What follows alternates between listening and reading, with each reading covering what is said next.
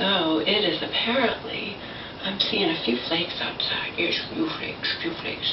But that's not any kind of that's not the storm coming.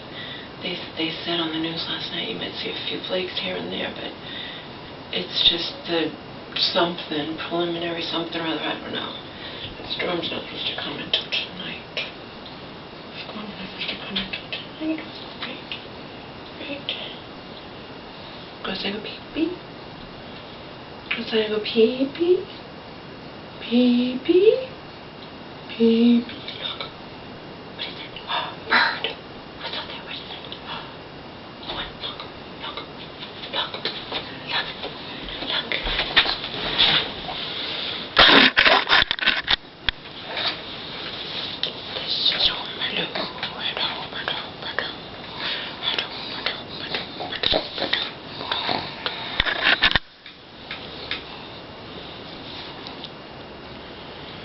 Get a storm.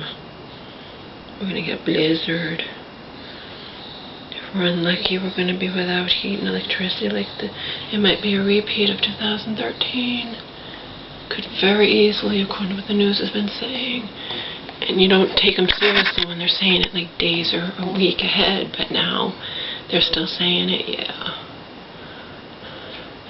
it could be a really bad one. It could be like one of the worst in the last 100 years. Of course, they always say shit like that, but I mean, we didn't have it last year, so we're due, I suppose. Nothing you can do about it.